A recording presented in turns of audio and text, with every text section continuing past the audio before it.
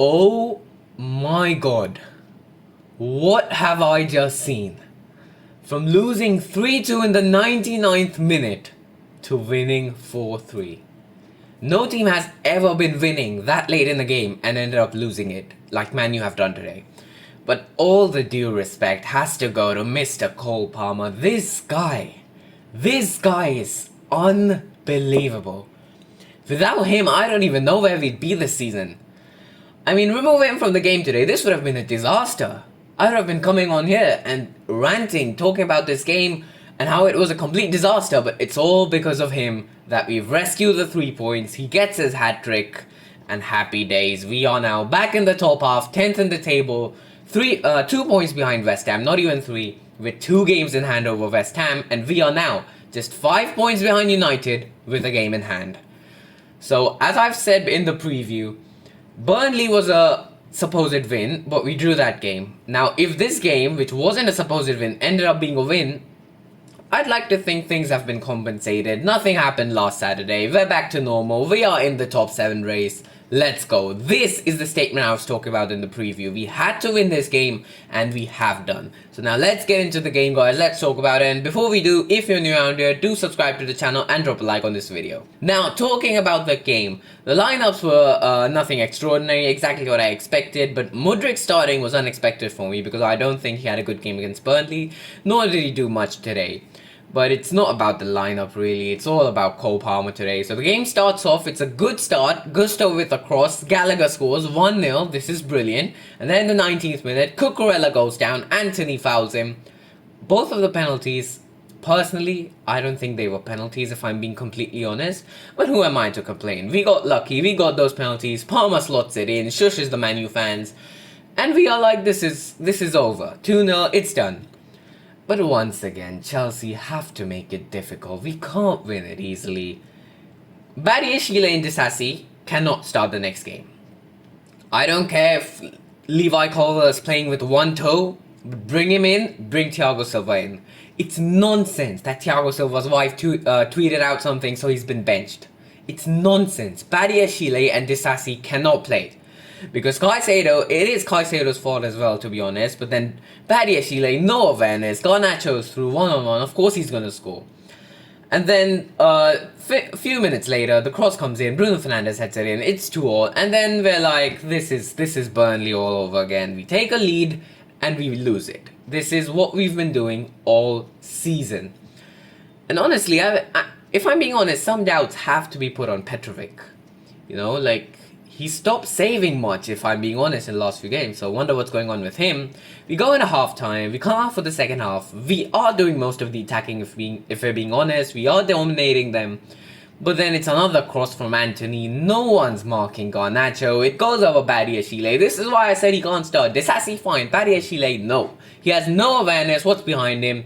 And of course, Garnacho's going to head it in. 3-2. And yet again, I'm questioning Petrovic, you know. Like, he should be saving that. And even though Gusto's been so good this season, not a lot of people have said it, I'm going to say it. He's not good defensively. This is why we need Reece. Gusto should have been there looking out for Garnacho. Garnacho's the left winger, Gusto's the right back. That's his man. Where was Gusto? For both the goals.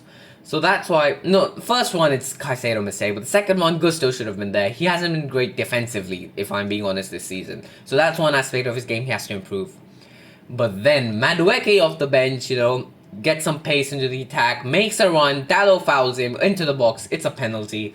And even though I've said I don't think it was a penalty, who cares? Cole Palmer takes it. Of course he scores. And at that point, we think, you know, it's over. It's 3-0. It's again like Man City. 4-4. This time 3-3. We'll take the draw. But then we get a corner. Enzo. This felt like corner taken quickly. This exactly felt like Trent's pass to Origi. He sees Palmer free at the edge of the box, takes the corner quickly. Palmer takes a touch. He has loads of time, takes a shot. Scott McTominay, the one who made us lose that game at Old Trafford, slots it in. Well, it goes off him in a deflection, goes in. Palmer gets his hat-trick and we win 4-3. Stamford Bridge goes ballistic.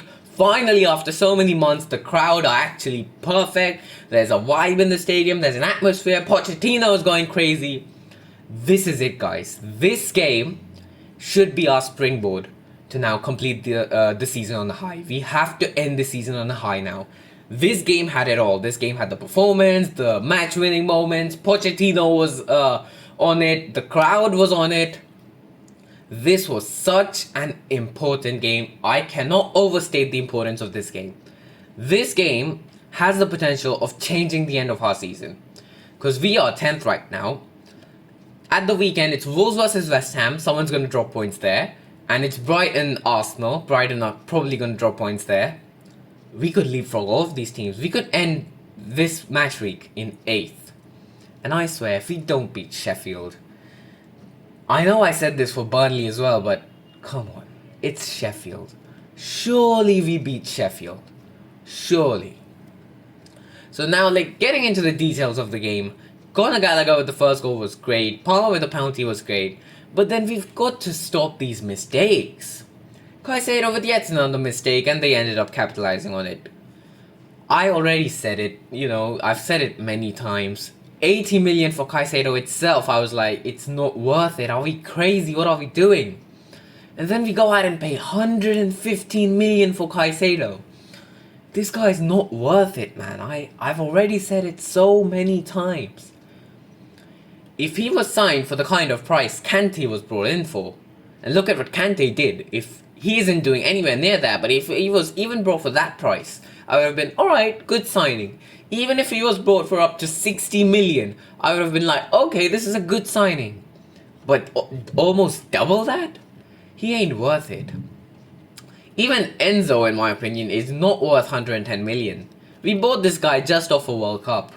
A good World Cup, and we're like, yep, break the British record transfer signing. Our midfield is what is killing us. Our midfield and our centre-backs. We have great full-backs. I genuinely think we fixed our attack. We're scoring for fun. We just can't stop conceding. And we need Thiago Silva at the back next game. I'm not even joking. It's Sheffield. Not that they're going to pose an attacking threat. We don't care about the slow defense of his. We need Thiago Silva next game. Otherwise, we could have another problem like Burnley. That's why we desperately need him at the back. And midfield, Enzo, Caicedo are the options. Just because Lavia's injured or Chuk was injured. I think when Lavia comes into the squad, Caicedo gets dropped. Because Caicedo, he is not doing anything worthwhile in this team. I think Lavia comes in, he gets dropped immediately. And even Enzo, he's got to start doing something effective, making some contributions. But today is all about colepalmer, man. This guy is amazing. I know 2 of them were penalties, but still to score those high pressure penalties, and then the awareness to get the ball at the edge of the box in the corner, 101st minute, and score. That is some next level stuff.